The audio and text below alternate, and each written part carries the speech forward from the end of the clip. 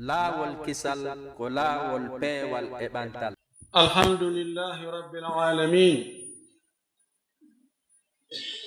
خلق الموت والحياة ليبلو الخلق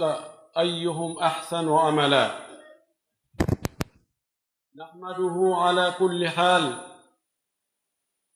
نحمده ونستعينه ونستهديه ونعوذ به من شرور أنفسنا ومن سيئات أعمالنا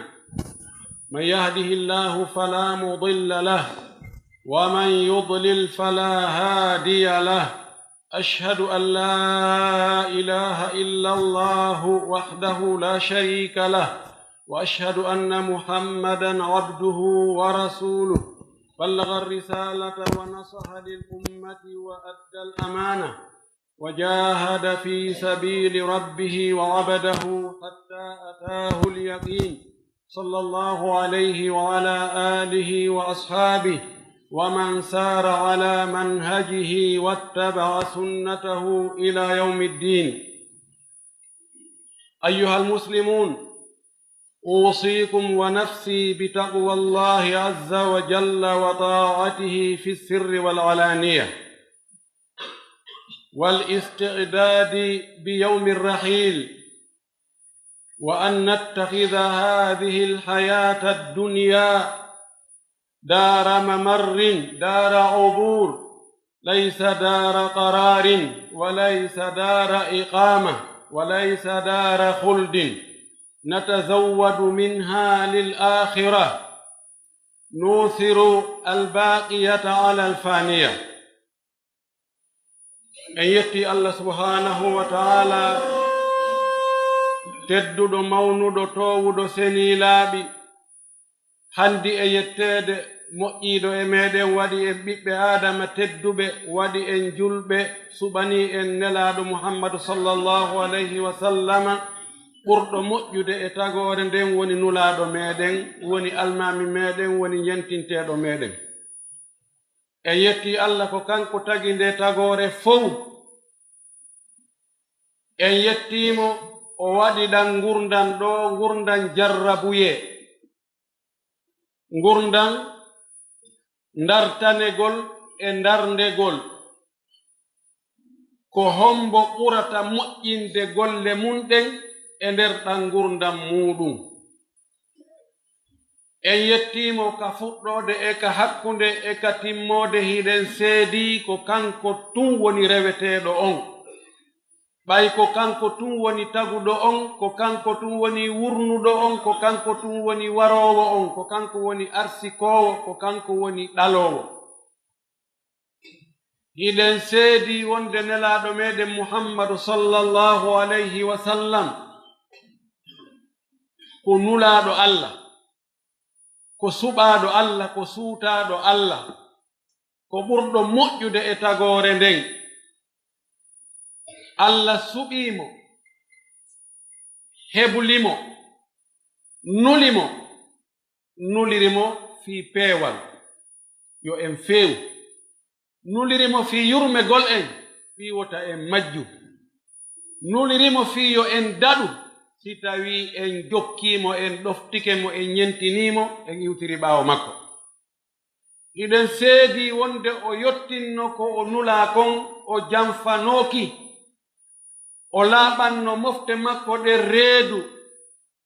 kala ko ɓattinta mofte maɓɓe ɗen e moƴƴere, ɓattina ɓe Allah, ɓattina ɓe aljanna, woɗɗintinna ɓe yiite, woɗɗintinna ɓe bone. nelaaɗo humputuno ɗum mofte mum ɗen, o rerɗiniɓe kadi, o noddi ɓe e muɗum. yo Allah juulo e makko, kanko nulaaɗo makko on, yo juulu e sahaba ɓen fof e kala jokkuɗo kadi diina ka ɓe jokkuno kan, rewi laawol ka ɓe rewno ɗon. Allah taw hara ko ngol laawol ɗon jokkuɗen enen kadi. yo Allah tabintin en e hoore maggol, o ƴettita en e hoore maggol. Allahumma amin.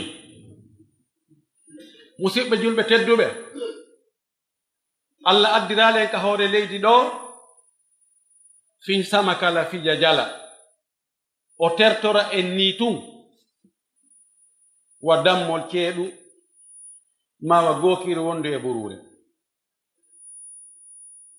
ko addiri en ɗo o waɗani en ɗi nemaji e ɗi moƴƴereji e ɗe teddule e nde newende no woodi ko ɗaɓɓiri en enen kadi o waɗani en buy ko haton jinɗen kon himo ɗaɓɓiri en enen kadi yen waɗu ko haanuɗen waɗandemo kon hono nen mo hande waɗande ko rewgol mo kanko tun tawa en bakindirali mo e hay fus wonen moƴƴuɓe laɓɓinɓe dewal ñentinoɓe nelaɗo sallllahu alayhi wa sallam e golleji ɗin fof ka dewal o waɗi noon ɗan gurdan ɗo ko gurdan jarrabuye ko neɗɗo on ƴoƴi wo ko o alɗi wo ko o laami wo ko o andi wo ko o teddi wo ko o rewi Allah wo ma ko o yeddi Allah wo jarrabuye rewa e hoore makko o ala ngal hisirgal o ala ngal daɗirgal jarrabuyeji ɗin ko noneji ɗiɗi jarrabuye mo yimɓe ɓen sikkatana jarrabuye olle ko jarrabuye mawɗo woni jarriborede neema jarribore laamu jarribore jawdi jarribore ɓiɓɓe jarribore cellal jarribore teddungal jarribore hoyende e newende e ɓuttu ko jarrabuye Allah dalika deftere makko kullu nafsin dha'iqatul mauti wa nabluukum bisharri wal khayri fitna e jarrabuye mo tawata fof no andi on ɗon ko jarrabuye ɗum ko heɓugol mettende e tampere e sunu e sonja no Allah subhanahu wa ta'ala o wiiri noon o jarriboray en ka jawle men o jarribora en ka wonkiji meɗen o jarribora en ka nafakkaji meɗen o jarribo en ka ɓalli meɗen o ndaara ko hombo woni yettowo ko hombo woni anditowo Allah anda ko Allah waɗi ɗum ko kanko kadi woni ittowo ɗum hara jarrabuye on pooɗali jarrabuye goɗɗo go ɓurɗo bonde naam nelaɗo landama sallllahu alayhi wa sallam o landa ayu nnasi ashaddu bala'an ɓe wi nelaɗo yimɓe ɓen fof ko hombo ɓuri tiiɗude jarrabuyeji ko homɓe jarribete jarrabuye ɓurɗo mawnude o maaki al ambiya'u ko annabaɓe Allah ɓen ko ɓen ɓuri sattude jarrabuye ko ɓen ɓuri heɓude sonja e tampere telen ka gurdan ɗo o maaki fal amthalu wal amthalu si feƴƴi nula ɓen e annabaɓen ko hombo kadi ɓurete jarribede ko heeduɗo e ɓen ɗon on ka moƴƴugol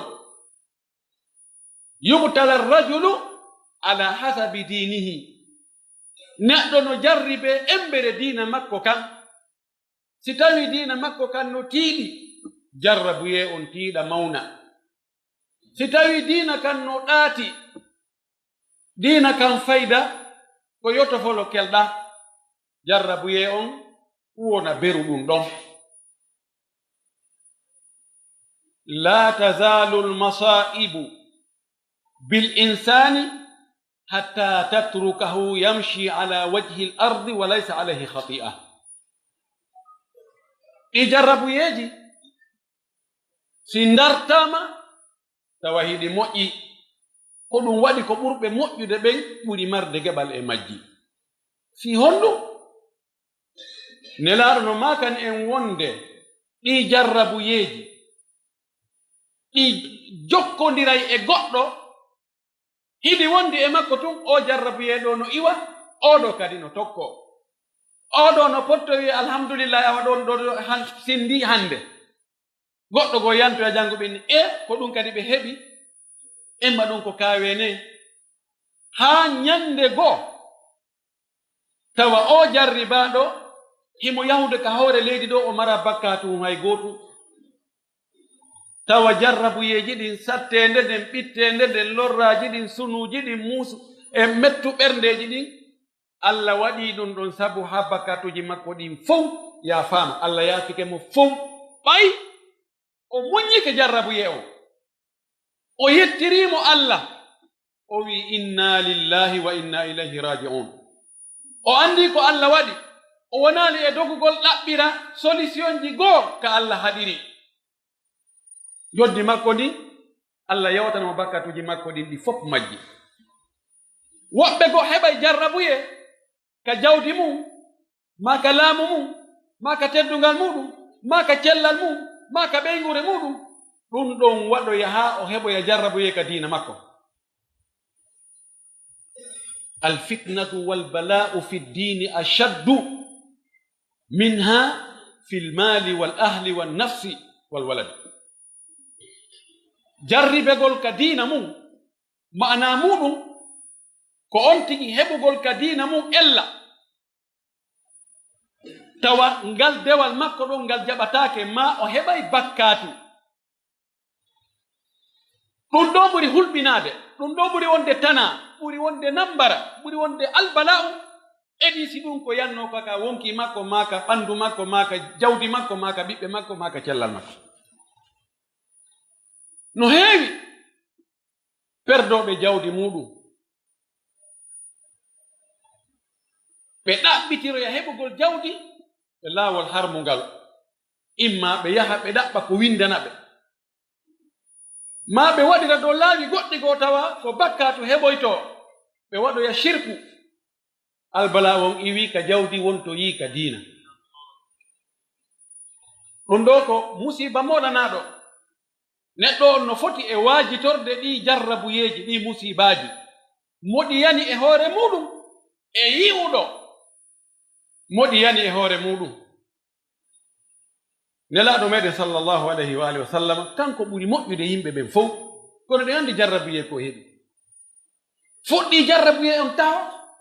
o argol o tawa yimɓe makko ɓen fof, bolonda makko fof, ɓattodiraɓe fof, musidal ngal fof ko ɓe woni e rewirde Allah kon wona gonga. O wi'e noon yo darto ɓen ɗon fof o yeetoɓe o ko ɓe jokki ko na gonga yo ɓe artu e laawol goo. Argol wona opposition gooto pet foppu no fewti sengo goo no wi ko ɗum ɗon gooto ara inna o naton dey ko ga jarrabuye. Ko ɗum waɗi Allah no sifi fi ɓe nulaaɓe ko ɓe tampi kon o wi hatta idha stay'asa rusulu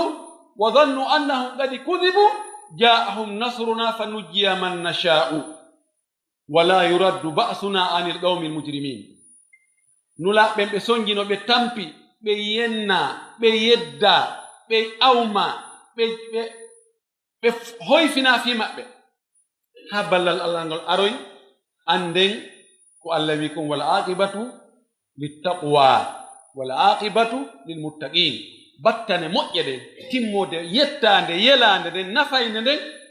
ko yimɓe waɗuɓe ko moƴƴi ɓen hulayɓe Allah ɓen ko ɓen jogii ɗum.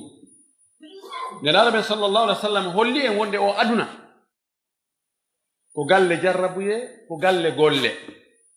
wona ka lutte. O maaki kun fi dunya ka annaka gharibun aw abiru sabilin. Wonu ka aduna ɗo wakkoɗo iwɗo nokkugo ari e nokkure fi haajuhu sikun huntike o hootay. ɗen andi haray on ɗon yimo ɗon kono ɓernde makko nden no ka o iwi ton ka o hootata ton kadi ko ton woni préparande. Aw abiru sabil ma waɗu hoore ma ka aduna ɗo wa immiɗo no fokkiti e nokkure o yaha e laawol o ronka on nami fowta ɗo seeɗa noon mi feƴƴa. Tawti hara ko noon wawɗen hannde ko noon jogorɗen aduna on. La idan yiltoɗen darten hoore meɗen aduna on ɗo en heɓay jarrabuyeji kono fannin jarrabuyeji ɗin hewtaali diina men kan finde men nden sellunde nden bonaali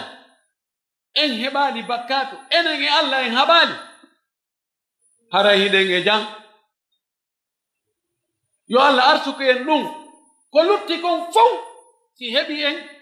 nahnu fi hayrin haray hiɗen e nder moƴƴere. Yo Allah wawnu en munjagol jarrabuyeji ɗe wonen e jarribaade ɗin. Si ko moƴƴere o jarribori en yo Allah arsuku en ƴettugol nden moƴƴere ɗon yettiramo rewiramo waɗira ɗum ko moƴƴi haa nden ɗon moƴƴere nderimana e moƴƴireji ɗi lannata ɗi laatata. So jarribori en aksu mum on yo arsuke en wawgol muññagol anda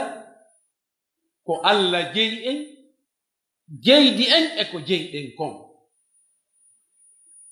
O luɓu en o okka en ko ɗum waɗi o sonnaajo Abu Talha sonnaajo moƴƴo tawsi hande no woodi sonnaaɓe wa'itayɓe wa makko. Ndaare ko waɗi hoolagol Allah anda jarrabuye ko moƴƴere addata si tawi jarribaaɗo muññike. Ɓiɗɗo maɓɓe nawni o tampi tawi fayda ko immine walline kono tawi be moodi makko yalto yaha ɗaɓɓoya arsike on ñallal ngal artoya noon jemma o inni miɗo yahude adanko to paykunku nga hara miɗo arda kiikiiɗe. O yahi woni haa takko kiikiiɗe paykunku maayi. Paykunku maayi tawi ko sonnaajo nene makko tun woni ɗon. Nene makko fewnimo haa moƴƴi waɗi kasange haa moƴƴi naɓi mo maroyimo ka lonjoyi tawa moodi makko si ari yi'ata fure on tawa. Moodi makko artoyi jemma o wi ko honno wa'ani paykum men kum. O wi himo deƴƴiti moƴƴi noon hande alhamdulillah himo deƴƴiti ko o wa deƴƴitude wa muɗum. O ya haqqille makko ɗe yaranno ko o fenaali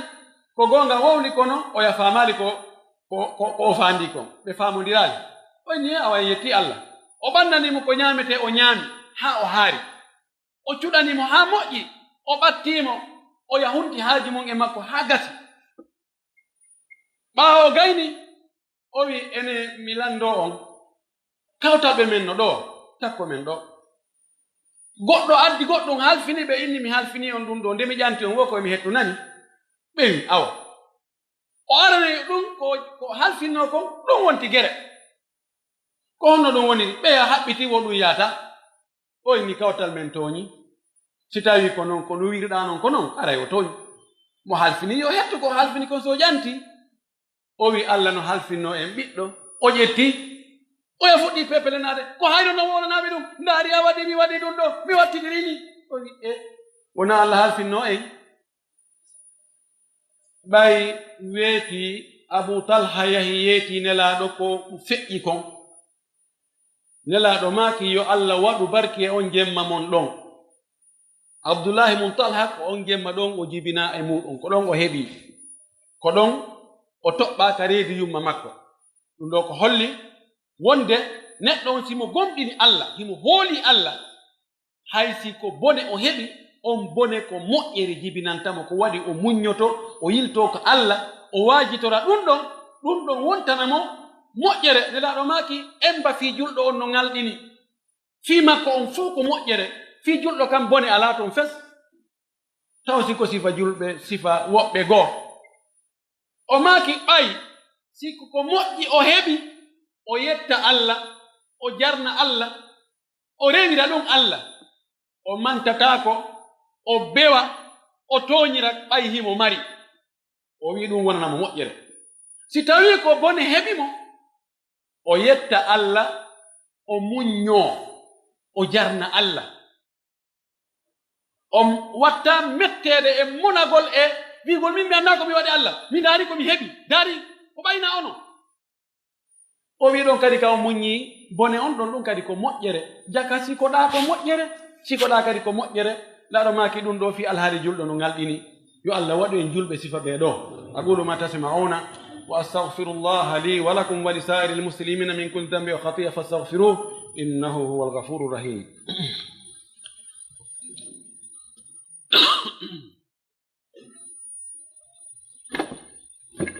الحمد لله وكفى وصلاة وسلاما على نبيه المصطفى وعلى آله وصحبه ومن تبع أثره واكتفى. يتي الله سبحانه وتعالى الحالي جدين فو سي هبي كو ولي يتيم كو كانكو اوكي سي هبي سونو يتيم ان جارنيمو كو كانكو هوديري هوره ميدن كو وادي wo hare ko dum buri moƴƴude wallahi kala ko Allah waɗani jiyaɗo mum on ko ɗum ɓuri moƴƴande jiyaɗo on. Hiɗen irro ko kanko woni reweteɗo meɗen en ala Allahjo goɗɗo goo si wona kanko. Nelaɗo meɗen ko giɗo Allah, nulaɗo Allah, adduɗo diina goonga hakan, diina dando hakan, mo jokki ɓurɗo moƴƴude e muñiɓe. Sonnajo makko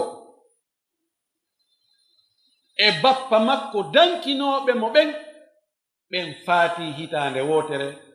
kono o ɗenƴaki, o mapaaki, o yaltali e ko Allah subhanahu wa ta'ala yamirimo kon. ɓiɓɓe makko ɓen foɓɓe heedu yeeso si wona gooto, Fatima. ɓurɗo wawde muññaade iɗen seedo ko Allah nulimo e meɗen enen, diina men kan ko e juuɗe makko hanuɗen ƴettude. Kala ko o waɗi o holli ɗum ɗo ko diina, haray woni diina. Kala ko halda fotta ɓaawo makko yo waɗe diina, tawi o anda fii muɗum o yamira, wontata diina aduna. Allah juulo e makko, juula e sahaba ɓen e kala jokkuɗo ko ɓe jokkunokon, Allah jokkin en ɗum, tabintinna en e ɗum. Musidɓe julɓe tedduɓe, ɗi masiboji, tanaji, nambaraji, albala'uji yanayɗi e meɗen, imma ka cellal men, ma ka jawdi meɗen, ma ka geɗalɓe meɗen, ma ka ɓeygure meɗen, ma ka jawle meɗen, waajitoren ɗi, muññoɗen ɗi, ko Allah waɗi ɗi ñande Allah itti o iway. Toroɗen non Allah, jarrabuyeji ɗi o fawi en ɗin, o fawi waɗi ɗum e sabuji goo, yo Allah ittu jarrabuye on ɓay so itti iway. Koddoriyeji ɗi o waɗi e hoore meɗen, o ƴettitani en ɓe yiɗude yiiɗi en, yo Allah wawno en muññagol, waɗana en joddi mum ndin aljanna ɓurɗo towude. ƴetten ka diina ko ka woni soobe, ko ka luttata. Ta en jaɓu musiba hewta ka diina meɗen, adna ɗo ko seeɗa, ƴetten adna on waɗen mo ka ɓaawo jungo, no Umar ibn Khattab radiyallahu ta'ala anhu o makirayno non: ida amsayta fala tantadhiri as-sabaha wa ida asbahata fala tantadhiri al-masaa wa khudh min sihhatika limaradika wa min hayatika limautika. Umar ibn Khattab no hewno makude, si woni a weeti a immike, a naaɗike, a tawi hii a immike e jang, a falama ko ittirakoje. Waɗu ka haqqille ma kiikiiɗe, haray koye hoore ma wona, haray ko nule wona e jonnodireede wonde a maayi. Waɗu ɗum ka haqqille ma, wonde si a yahi Madina, ko téléphone ɓeygure ma nden hendoto wonde awa ɓe arnuɗo ɓe udditi wonɗo seeɗa ɓe maaki ɓernde maɓɓe nden muusi, min naɓɓe ɗo ka laftani ɗo men hewtade ɓe faatike. Waɗu ka haqqille ma ɗum kiikiiɗe, wonde na an artota uddita baafal ngal sokruɗa ngal, ko woɓɓe go udditoyta ngal. Si Allah moƴƴike ma ha kiikiiɗe haari a udditi chambre ma on, a hirtike, a waalike, a suddike, waɗu ka haqqille ma wonde ko woɓɓe itto nden suddaare ɗon e ma, ɓoosita tere ma ɗen, omba gite ma ɗen, inna lillahi wa inna ilayhi rajiun. Fewndo ko ɓe waaloto ɓe maaka ɗon hay fof no muusa ɓe. Fewndo ka selluɗa ɗon, wakkiloɗa waɗa dewal, ko tawata si a nawnoy a wawata wadde. Ka gurdam ma ɗaɓɓuɗon laakara, ɗaɓɓuɗon aljanna, ko ɗon aljanna heɓoto. Wallahi mo wa'i ni o toñata goɗɗo, o wujjata, o fenata, o janfatako, o firtata aadi, o lorrata goɗɗo, si tawi ko ni wawno ɗen. Lakin nahnu atalna al amala wa asa'ana al amala. Kono enen en juutintama o wi gurdan ɗan ha feƴƴiti, ɗum bonnuɗen golle ɗen ba. Innen ɗum annaki taw ɗum ɗo on tigi ɗum annoy to hewtali taw. Mo juutini tama o wonde gurdan makko ɗan juutay, sina Allah faabimo o bonnay gurdan makko ɗan, o waɗay ko boni ka gurdan, o inna nono ɗum ɗo metare gilde. Kono mono tangini mayde nden aray sownowo, o ɓeyda rentade ko ɗum waɗi laano andintini o maaki akthiru min dhicri hadimi ladhat ɗuɗɗine andutugol nde mayde taƴƴaynde dakamme tuttinayde ko weli no maɓɓi laamu no wowla jaɓe no haɗa acce no waɗa ko faala ara tum ket inne maayi yo maayi'u ko pular ko wanno ko ma o yi'u no jogii jawdi no waɗa ko faala no ñaama ko faala ɓornoɗi faala waalo ka faala waɗɗongal faala nde wotte tummayde ndin ara wiya kat inne ɓe maayi yo neɗɗo waɗɗum ka haqqille muɗum sowno wo waɗa sowno mayde nde no wawi arande ɗum ɗon on tigi eto o moƴƴina o prépare o yeeso yo neɗɗo ndaaru alhaali ka wonɗa ɗon no wawɗa noon fewnu ɗon hiɗa yeli yo mayde arana ɗon ko ɗum goɗɗo e gorejo mum wadduno tawi gorejo makko on feewa no wadde piiji bonɗi o inni ene mbari a hulata Allah o wi a mottetto wajagolla moodi fen ɗo tawa ɗum hewtaali ɗaɗo komi kecco o wi accimi lando ma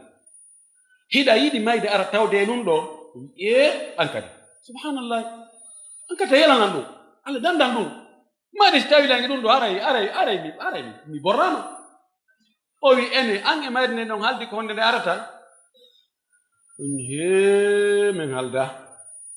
ɗum ɗo Allah waɗi sabu o yiltiti o acci ko wonno e wadde kon fof